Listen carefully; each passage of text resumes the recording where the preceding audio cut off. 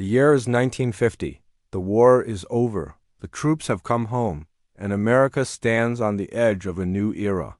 Across the nation, towns are expanding, highways are stretching out into the suburbs, and families are beginning to chase what would soon be called the American dream. It was a decade often remembered in black and white photographs. Smiling families gathered around the dinner table, shiny new cars in the driveway, tidy little houses with white picket fences. To some, it was the golden age of American life, a time of prosperity, stability, and simplicity.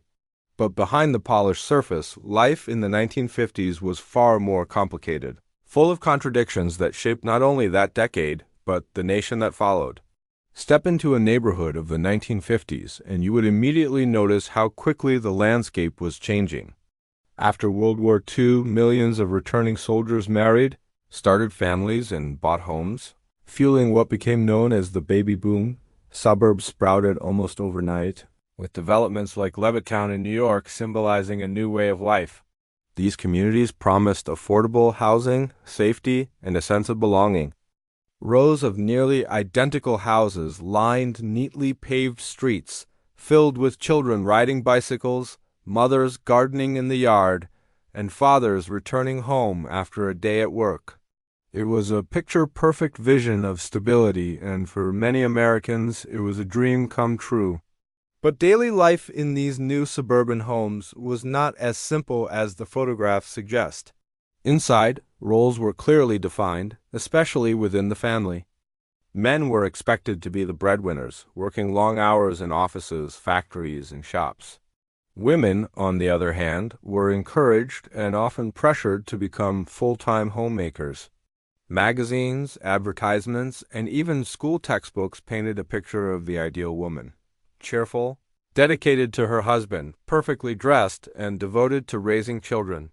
While many women embraced this role, others felt quietly stifled, longing for opportunities outside the home.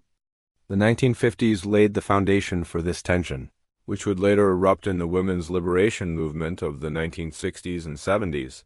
For children growing up in the 1950s, life was both simple and structured. School days were rigid, with strict rules, memorization drills, and the looming shadow of Cold War fears. At home, kids played outside until the streetlights came on, running through sprinklers in summer or gathering around the black and white television set in the evenings. Popular programs like I Love Lucy and The Lone Ranger became part of family rituals, shaping the culture of an entire generation.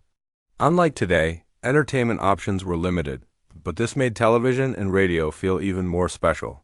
Families gathered together, sharing laughter, stories, and moments that are often remembered with nostalgia. Economically, the 1950s was a time of growth and opportunity. Wages were rising, jobs were plentiful, and industries thrived. The war had left America's infrastructure strong and largely untouched compared to Europe, and the nation quickly positioned itself as a global superpower. Manufacturing boomed, producing everything from cars and refrigerators to televisions and washing machines.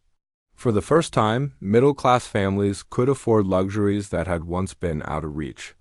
A car in the driveway was not just transportation, it was a symbol of freedom, identity, and status. Families took road trips along the expanding interstate system, stopping at newly opened diners and motels, exploring a country that was suddenly within reach like never before. Yet, beneath this prosperity lay cracks that would later widen. While many white middle-class families thrived, large segments of the population were left behind. African Americans, for example, often lived in segregated neighborhoods, attended underfunded schools, and faced constant discrimination in jobs and housing. Jim Crow laws in the South kept segregation alive, while unwritten rules in the North limited opportunities. The picture-perfect suburban life shown in magazines was, in truth, closed off to millions.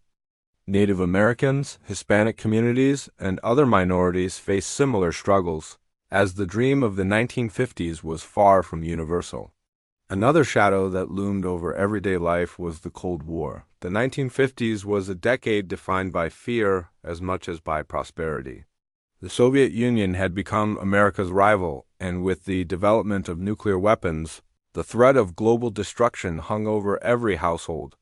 Children practiced duck-and-cover drills at school, hiding under desks as if that could shield them from atomic blasts.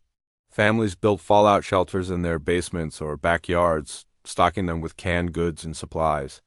The fear of communism also seeped into politics, with Senator Joseph McCarthy leading a crusade to root out supposed communist influences in Hollywood, government, and beyond. This climate of suspicion left scars, silencing voices, destroying reputations, and reminding Americans that even in times of prosperity, fear could spread quickly. Still, in the midst of these tensions, American culture thrived. Rock and roll exploded onto the scene, led by artists like Elvis Presley, Chuck Berry, and Little Richard. Their music electrified young audiences, terrifying parents who saw it as rebellious and even dangerous. Teenagers, for the first time, were recognized as a cultural force, with their own fashion, slang, and identity. Drive-in theaters, soda fountains, and dance halls became gathering places for youth, sparking a sense of freedom and rebellion that contrasted sharply with the conservative ideals of the older generation. The 1950s was not just about conformity, it was also about the beginnings of change. Fashion reflected both tradition and transition.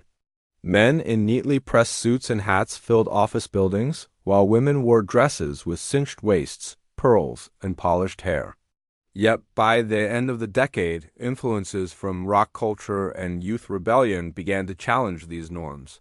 Leather jackets, denim jeans, and greaseback hair became symbols of teenage defiance, immortalized in movies like Rebel Without a Cause.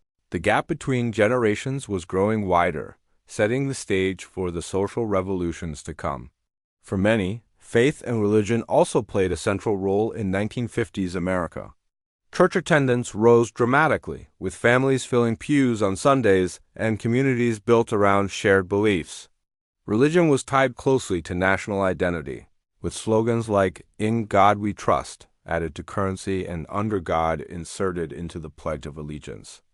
This surge reflected both genuine spiritual revival and the cultural need to define America in contrast to the atheistic Soviet Union. If you asked people living in the 1950s what life was really like, their answers would depend greatly on who they were, where they lived, and what opportunities they had. For some, it truly was a golden age, a time of security, growth, and happiness.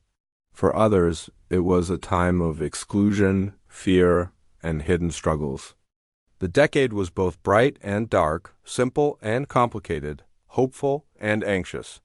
It was a time when America looked forward with optimism but carried shadows that could not be ignored.